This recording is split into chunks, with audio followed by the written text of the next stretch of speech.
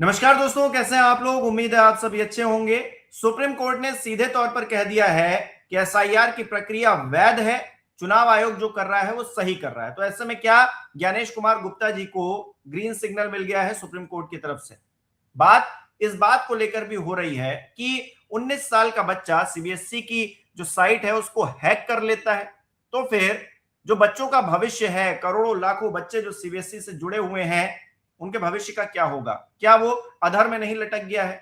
क्या उनको अटकाया भटकाया लटकाया नहीं जा रहा है? करेंगे बात। केपी मलिक जी विश्वकार हमारे साथ जुड़े हैं। सर बहुत बहुत स्वागत है आपका। बहुत बहुत धन्यवाद हिमांशु जी, आपका भी और हमारे दर्शकों का भी। सर, एसआईआर की प्रक्रिया को लेकर सुप्रीम कोर्ट ने कहा है कि ये अवैध नहीं है, पूरी तरीके से वैध है। चुनाव आयोग जो कर रहा है वो नियम कायदे कानून के तहत कर रहा है। तो ऐसे में सवाल ये खड़ा होता है, क्या ज्ञानेश कुमार गुप्ता जी को क्लीन चिट मिल गई है सुप्रीम कोर्ट की तरफ से ये टिप्पणी करने के बाद? नहीं, देखिए हिमांशु जी, अगर ऐसा एसआईआर सही है और सब कुछ ठीक था तो वो तो उत्तर प्रदेश में भी भाजपा के लोगों ने भी विरोध किया था उसकी प्रक्रिया का। विपक्ष तो लगातार विरोध कर ही रहा है। एसआईआर की प्रक्रिया कोई नई नहीं है, उसका तरीका नया है जिस प्रकार से ज्ञानेश कुमार जी कर रहे हैं। और ज्ञानेश कुमार जी जिस प्रकार से काम कर रहे हैं वो लगता था कि ये कानून से, सुप्रीम कोर्ट से और संसद से भी ऊपर हो गए हैं। तो कोर्ट ने भी ये कहा है कि भाई अगर ये सारी चीजें ज्ञानेश कुमार जी करेंगे तो फिर कोर्ट का और इसका संसद का क्या फायदा है जहां कानून बनते हैं। अगर कोर्ट ये कह रहा है प्रक्रिया गलत है, प्रक्रिया पहले हुई नहीं है, ऐसा तो है नहीं, प्रक्रिया तो होती रही है, लेकिन उसको किस समय पे करना है, कब कहाँ करना है, और अगर वो सही है तो फिर तो बहुत अच्छी बात है। लेकिन अगर उसमें कुछ गलतियां हैं, जहां जहां एसआईआर की प्रक्रिया खत्म हो गई है, जैसे बिहार है, वेस्ट बंगाल है, और यहाँ पे चुनाव भी हो गए, सरकारें भी बन गई हैं, और कल को कुछ फैसला उलट आता है, क्योंकि अभी याचिकाकर्ता बैठे तो है नहीं, वो तो रिव्यू पिटिशन में भी जा सकते हैं।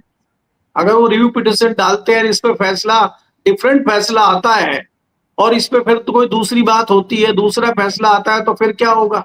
क्या ज्ञानेश कुमार जी सर्वे सर्वा है? अगर ज्ञानेश कुमार जी सब कुछ कर रहे हैं तो फिर बाकी न्यायालय की और सदन की क्या जरूरत है? बात यह है कि आपने देखा था कि उत्तर प्रदेश में योगी जी ने भी इसका विरोध किया था, और योगी जी ने कहा था कि जिस प्रकार से चीजें हो रही हैं, हमारे खुद के वोट भी कट गए, और आप चुनाव से पहले ही इसको क्यों कर रहे हैं? बहुत सारी चीजें हैं। देखिए, कहीं ना कहीं नियत में फर्क है, और उसमें सुप्रीम कोर्ट भी खुल के नहीं आ रहा है। आपको पता है कि तमाम कारण जो हैं, क्या कारण है, क्या वजह है, उसको यहाँ हम डिस्कस नहीं कर सकते।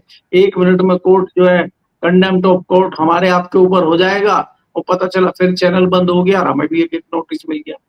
तो इसलिए यहाँ ज्यादा कुछ बोलना, आपको समझना ज्यादा है, बोलना कम है। लोगों को भी समझने की आवश्यकता है कि ज्ञानेश कुमार जी अगर इतना ही अच्छा कर रहे हैं तो इतने आरोप ज्ञानेश जी के ऊपर क्यों लग रहे हैं? अगर ज्ञानेश जी इतना ही अच्छा कर रहे हैं तो उनके खिलाफ अविश्वास प्रस्ताव सदन में क्यों आ रहा है? तब सरकार कहाँ चली गई थी? तब तो सरकार ने कोई सफाई इस तरह से दी नहीं है। और क्या विपक्ष इतना गिर गया है, और क्या विपक्ष ऐसा हो गया है कि वो एक चुनाव आयोग के खिलाफ यहां तक चला गया कि अविश्वास उसके खिलाफ लेके आ रहा है? तो कुछ ना कुछ गड़बड़ियां तो होंगी ना, कुछ ना कुछ चीजें तो होंगी ना। आप जिस प्रकार से जल्दीबाजी एसआईआर की प्रक्रिया में कर रहे हैं, जिस प्रकार से आपने वेस्ट बंगाल में किया, 27 लाख लोगों की एसआईआर की प्रक्रिया हुई नहीं है जिसको आप सही कह रहे हैं, और आपने वहां चुनाव घोषित कर दिए। तो या तो आप एसआईआर की प्रक्रिया को रोकते, वो लागू अगली बार से उसको करेंगे, अभी पुराने पैटर्न पर चुनाव होंगे, और या फिर चुनाव को 6 महीने के लिए रोका जाता, तब तो कुछ लगता भाई बात है। आप दोनों तरफ इस तरह की चीजें कर रहे हैं, तो कहीं ना कहीं इस पे उंगली भी उठती है, और कुछ मामला संदिग्ध नजर आता है। इसीलिए विपक्ष इस पे चर्चा कर रहा है, इसीलिए विपक्ष इस पे हो हंगामा कर रहा है। तो ये कह दिया जाए कि इस चीज को खारिज कर दिया जाए, सब चीजों को, और कह दिया जाए कि सुप्रीम कोर्ट ने कहा सारी प्रक्रिया बहुत अच्छी है। सुप्रीम कोर्ट के भी फैसले कई वापस हुए हैं, ऐसा नहीं है कि सुप्रीम कोर्ट ने कहा।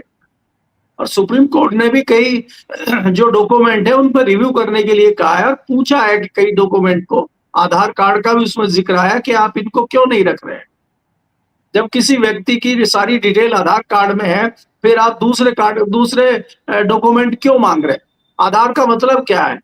आज की डेट में तो सबसे बढ़िया आईडी आधार कार्ड है। उसमें आपकी आंखों की पुतलियां, हाथ के लकीरें और पूरा आपका डाटा उसमें है। और ज्यादा क्या चाहिए आपको? आप उसको फोन से कनेक्टेड करा रहे हैं, तो उससे ज्यादा बढ़िया डॉक्यूमेंट तो मुझे कोई लगता नहीं है। तो बहुत सारी चीजें हैं। अब अभी ये फैसला क्या शाम तक इस पे क्या रिव्यू होता है, अभी पूरी तरह मैंने भी फैसला देखा नहीं है। अभी इसमें क्या निकल के आता है, क्या होता है, तब देखते हैं जी। अच्छा, एक सवाल ये भी उठ रहा है कि एसआईआर के तहत जिन लोगों के नाम कट गए हैं अब उनका क्या होगा। तो आदेश जिस तरह से दिया गया है, कहा जा रहा है कि जिन लोगों के नाम वोटर लिस्ट से हट गए हैं उनके मामले में चुनाव आयोग को 4 हफ्ते के भीतर नागरिकता तय करने वाली संबंधित सरकारी एजेंसी को वो नाम भेजने होंगे। उस एजेंसी को संबंधित लोगों को नोटिस भेजना होगा और जो लोग हैं उनको अपनी बात रखने का फिर मौका मिलेगा। चुनाव से पहले फैसला कर लेना होगा। सवाल यह है कि विपक्ष यही तो कह रहा था कि आप बैकडोर से नागरिकता सबकी जांच रहे हैं एसआईआर की प्रक्रिया के तहत, तो वो सही साबित होता हुआ नजर आ रहा है। नहीं हिमांशु, ये देखना होगा ना कि क्या निर्वाचन आयोग को नागरिकता चेक करने का, किसी नागरिक को वैध अवैध बताने का अधिकार है क्या? अगर चुनाव आयोग ही ये सारी चीज कर लेगा, मैंने कहा है अगर चुनाव आयोग ही करेगा तो फिर तो न्यायालय का और सदन का कोई मतलब ही नहीं है ना। देखिए, चुनाव आयोग जिस प्रकार से कर रहा है, विपक्ष उस पर इसीलिए उंगली उठा रहा है। जो लोगों के वोट कटे हैं वो किस आधार पर कटे हैं? वोट पहले कटे हैं, किसी की मृत्यु हो गई है, कोई शिफ्ट कर गया है, कोई अपने परिवार के साथ दूसरी जगह चला गया है, वो अपडेट सूचियां होती रही हैं, उसमें कोई इतना हो हंगामा नहीं हुआ है।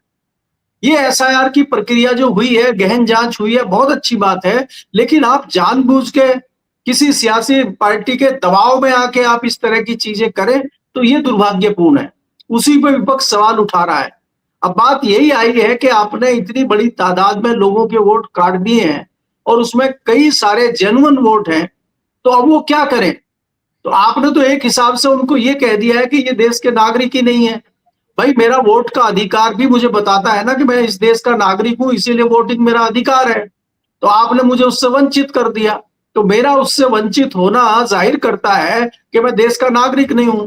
अब मुझे प्रूफ करना पड़ेगा कि मैं देश का नागरिक हूं। तो वो कौन कौन से डॉक्यूमेंट चाहिए और आपने मुझे किस आधार पर ये कहा है कि मैं नागरिक नहीं हूं देश का, आप भी अपनी सफाई दीजिए। तो ये मामला थोड़ा लंबा खींचेगा। इसीलिए मैंने पहले आपको कहा कि अगर ये सारी चीजें आगे बढ़ती हैं तो कोर्ट का फैसला भी कई मामलों में पलटा जाएगा। लेकिन जहां सरकार बन गई है, जहां वोटिंग का मामला हो चुका है, अगर सरकार में कोई विधायक 10 वोट से हार गया या 10 वोट से जीत गया और यहाँ 100 वोट उसी क्षेत्र में ये वैध निकल आए, तो फिर वो क्या होगा? वो तो जो हारने वाला है उसका तो नुकसान हो गया और जीतने वाला को फायदा मिल गया। तो बाद में इस चीज का क्या फायदा फिर? बाद में चीजें निकलेंगी तो ये लड़ाई इसी पे है। विपक्ष इसी पे कह रहा है कि जो प्रक्रिया चल रही है इसके क्या मायने, क्या नहीं मायने हैं। कहीं पर्दे के पीछे जो सत्ताधारी दल है उसको तो नहीं फायदा पहुंचाया जा रहा, इस पे लोगों की शंका है। तो वो शंका दूर करने का काम चुनाव आयोग का है। क्या चुनाव आयोग ईमानदारी से इस शंका को दूर करेगा? उसी पे कोर्ट में बहस हुई है और उसी में सख्ती से भी कोर्ट ने कहा है कि इस पे आप चीजें दीजिए। तो अब देखते हैं चुनाव आयोग क्या क्या चीजें देता है, क्या प्रस्तुत करता है, क्या वो कोर्ट में जवाब देता है, ये देखना होगा जी। जी। अच्छा सर, एक परिस्थिति और है जो युवाओं के भविष्य से जुड़ी हुई है। लोकतंत्र में जो है, एक तो वोटर्स जो जान है उस पर जो है सुप्रीम कोर्ट जो है एसआईआर को लेकर फैसला दे रहा है, तो दूसरी तरफ जो सीबीएसई है उस पर भी सवाल खड़े हैं। उनका जो पोर्टल है उसको लेकर एक 19 साल का बच्चा है नैसर का अधिकारी, वो ये दावा कर रहा है कि मैंने जो है इनकी वेबसाइट को हैक कर लिया, इनके जो पोर्टल को हैक कर लिया। अब ये बहुत बड़ी बात है।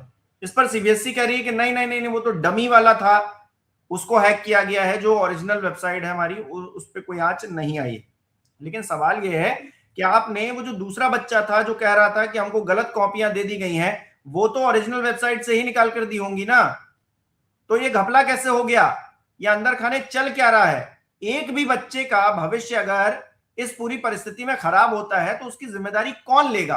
सवाल तो ये उठता है ना सर, मतलब पहले तो होता था कि हैंड रिटन चीजें होती थी, सब निरीक्षण करते थे, परीक्षण करते थे, और फिर उसके बाद जो है रिजल्ट घोषित होता था। उन्होंने कहा नहीं, हम डिजिटल भारत बनाएंगे सीबीएसई ने।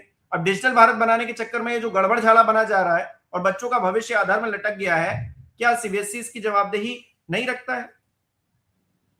देखिए हिमांशु जी, आजकल अगर आप देखेंगे, जैसे कि हमने अभी जिक्र किया, चाहे ऐसा एसआईआर की प्रक्रिया हो, चाहे दूसरी कोई भी प्रक्रिया हो, चाहे डिजिटल इंडिया की आप बात करें, सरकार कहीं ना कहीं जल्दबाजी में नजर आती है। डिजिटलीकरण करना कोई गलत बात नहीं है, अच्छी बात है, उसमें समय बचता है, एक्यूरेट चीजें मिलती हैं, लेकिन पहले उसका दुरुस्तीकरण तो होना चाहिए कि वो दुरुस्त है कि नहीं है, उसकी जांच पड़ताल तो होनी चाहिए। पहले ये होता था कि भाई उसका ट्रायल रन होगा, उसका ट्रायल देखेंगे 1 साल तक, उसको परखेंगे। आजकल कुछ ऐसा हो ही नहीं रहा है। दूसरा क्या है कि आपने बहुत सारी चीजें निजी हाथों में दे दी हैं इस तरह की।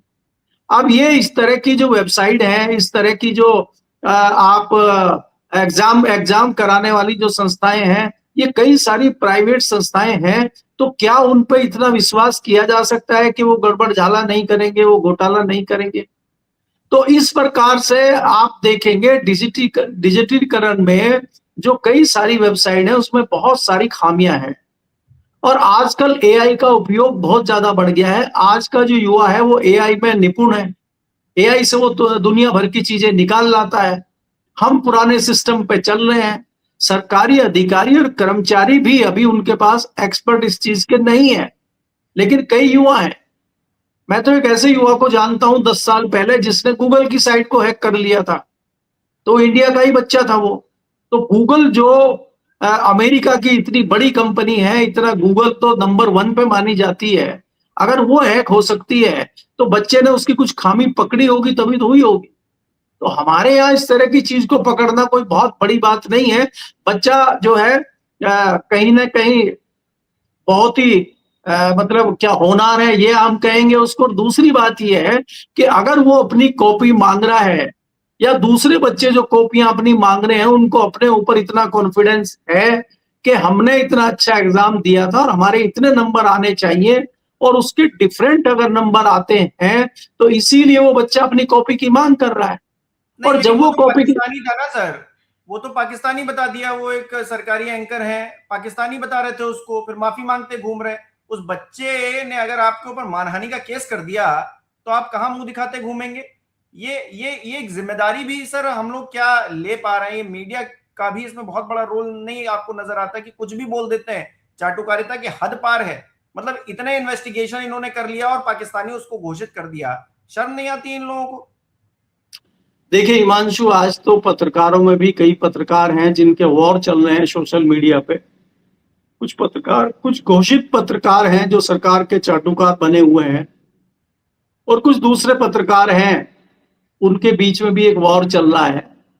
तो देखिए, और कई पत्रकार ऐसे हैं कि वो सरकार के चाटुकार होते हैं, सरकार किसी की हो। भाई ऐसा थोड़ा ही ना है कि हम आरोप जो है सरकारी एजेंसियों पे या सरकारी संस्थाओं पे ही लगाएं कि भाई सरकारी संस्थाएं जो है सरकार की चाटुकार होती है, सरकार का तोता होती है। पत्रकार भी सरकार के चाटुकार होते हैं, सरकार किसी की भी हो। कई सारे ऐसे पत्रकारों को मैं जानता हूं, पिछली कांग्रेस की सरकार में भी वो सरकार के बहुत करीब थे, और इस सरकार में भी वो सरकार के बहुत करीब है। तो उनका तो काम ही यही है। कई सारे पत्रकार संस्थान जो है, मीडिया संस्थान जो है, वो सरकार के बहुत करीब है। पिछली बार भी वो बहुत करीब थे। तो ये तो कुछ उस तरह के भांड होते हैं जो वो जहां भी दरबार देखते हैं वहां अपनी भांडगिरी शुरू कर देते हैं। तो उनके बारे में कहना तो एक अलग बात है, लेकिन यहाँ ये बात है, अगर इनकी बातों में से हम कुछ उसका उत्तर निकालें या समझ निकालें, कि अगर हर चीज में पाकिस्तान इन्वॉल्व है, तो इसका मतलब पाकिस्तान हमसे बहुत आगे है। पाकिस्तान की टेक्नोलॉजी हमसे बहुत ज्यादा आगे है। वो हर चीज में ऐसा कर लेता है और हम उसका कुछ बिगाड़ नहीं पाते, हम उसका कुछ उखाड़ नहीं पाते। तो इसका मतलब हमारे ऊपर तो दयनीय वाली बात होनी चाहिए कि हम तो दयनीय है, उनकी दया पे जी रहे हैं हम पाकिस्तान की। तुरंत आप कैसे देखिए, इस तरह की चीजें होती है, आप पता लगा लेते हैं पाकिस्तानी है। आप ये पता नहीं लगा पा रहे हैं कि पर्चा लीक कैसे हुआ, ये तो पता नहीं लगा पाए आज तक ये। लेकिन इन्होंने ये तुरंत पता लगा लिया कि वो जो बच्चा है वो पाकिस्तानी है। इन्होंने तत्काल पता लगा लिया कि जो कॉकरोच पार्टी आई है उसके 50% लोग पाकिस्तानी हैं, लेकिन ये पता नहीं लगा पाए कि पर्चा लीक कैसे हो रहा है, ये पता ये आज तक नहीं लगा पाए। तो इसलिए मैं ये कह रहा हूं कि इन भांडुओं की बात करना मुद्दे से भटकना है और इसमें कुछ नहीं निकलना है। हमें सीरियसली ये सोचना चाहिए कि बच्चों का जो भविष्य है, जो हमारी पिछले 10 साल में शिक्षण संस्थान और शिक्षा में जो डेंट लगा है, 17 साल का बच्चा, 19 साल का बच्चा अगर देश के इस तरह के व्यवहार को देख रहा है, देश के इस तरह के सिस्टम को देख रहा है, तो वो बच्चा आने वाले समय में क्या देश की सेवा करेगा, क्या सरकार की सेवा करेगा, कैसे उसके विचार होंगे? हमें इस पे गहनता से विचार करने की आवश्यकता है, क्योंकि वो जो बच्चा है वो सरकारी सिस्टम में जाएगा, सरकारी सिस्टम में जाके उसका कार्यकलाप क्या होगा, क्या वो इंसाफ कर पाएगा या फिर पद चिन्हों पे ऐसे ही चलेगा जिनका हम नाम ले रहे हैं, जो आज काम कर रहे हैं। कई सारे ऑफिसर है ना जो अंधे होके सरकार की कठपुतली बने हुए हैं, तो क्या वो बच्चा सरकार की कठपुतली बनेगा या सरकार के अगेंस्ट जाएगा या हेरा फेरी करेगा सरकार में बैठ के या रिश्वत लेगा? तो उसके प्रभाव, उसके मस्तिष्क पे क्या प्रभाव पड़ेगा, हमें ये गहनता से सोचने की आवश्यकता है। जब उसको पता लग जाएगा कि यहाँ तो नौकरी हेरा फेरी से मिल रही है, यहाँ तो नौकरी जो है सिस्टम को हैक करने से मिल रही है, यहाँ तो नौकरी जो है पैंतरेबाजी से मिल रही है, यहाँ तो नौकरी पैसे दे के, रिश्वत दे के मिल रही है, यहाँ तो नौकरी अपना पारिवारिक मामला हो, आपके पिताजी किसी के जानकार हो, आप किसी सरकार में हो, आप किसी संस्था में हो, तभी आपको नौकरी मिल रही है, तो आगे उसका व्यवहार कैसा होगा, ये चिंतनीय विषय है, ये निंदनीय विषय है, ये सोचनीय विषय है। इस पे कोई नहीं सोच रहा है। तो दुर्भाग्य की बात यह है कि जो हमारे युवा आ रहे हैं, जो होनहार युवा आ रहे हैं, जो इतने इंटेलिजेंट युवा आ रहे हैं, अगर वो नौकरियों में जाते हैं तो उसका क्या प्रभाव पड़ेगा? क्योंकि हमें नहीं भूलना चाहिए, बहुत सारे बच्चे, अभी भास्कर में खबर छपी थी मध्य प्रदेश में कि बहुत सारे जो नए बच्चे बड़ी बड़ी नौकरियों में ज्वाइन कर रहे हैं, वो दिव्यांग का कोटा खा रहे हैं। वो फर्जी सर्टिफिकेट ले आते हैं बना के दिव्यांग का और नौकरी ज्वाइन कर लेते हैं। अब उन्होंने पहला ही स्टेप गलत कर दिया, पहले ही स्टेप पे उन्होंने जो है हेराफेरी कर दी। अब बाकी नौकरी में वो क्या करें? पहले ये होता था कि एक आध अफसर कोई पकड़ा जाता था, उसके यहाँ पैसे पकड़े गए, वो रिश्वत लेता हुआ पकड़ा गया। अब भरमार है, सामाजिक बहिष्कार होता था, ऐसे लोगों का सामाजिक बहिष्कार होता था। लेकिन अब तो हम ये देख रहे हैं कि लोग रेप करके आ रहे हैं, उनको फूल मालाएं पहनाई जा रही है, तो हम कहां ही जा रहे हैं? नहीं, इसीलिए मैं कह रहा हूं कि समाज में जो जहर घुल गया है और ये बढ़ता जा रहा है। देखिए, पहले क्या होता था कि पहले अगर कोई इस तरह का असामाजिक काम कर रहा है तो समाज उसका बहिष्कार करता था।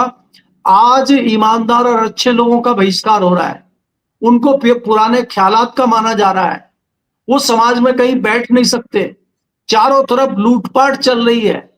आज मैंने सुबह एक वीडियो देखी है कि एक आदमी रो के कह रहा है कि मैं जब रिटायर होके गांव में अपने भाइयों से अपनी जमीन बंटवाने आया हूं तो मुझे मारने पर तुले हुए हैं, मेरा गला घोंटने पर लगे हुए हैं, मेरी जान लेने पे कोशिश की गई है, 3 बार मुझे डुबो के मारना चाहते हैं।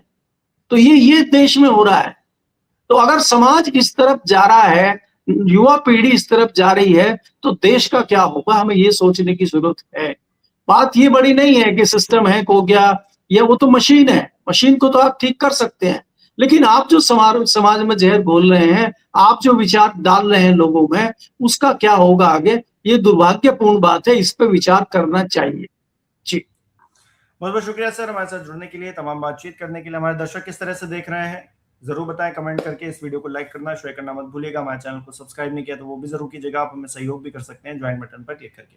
बहुत बहुत धन्यवाद।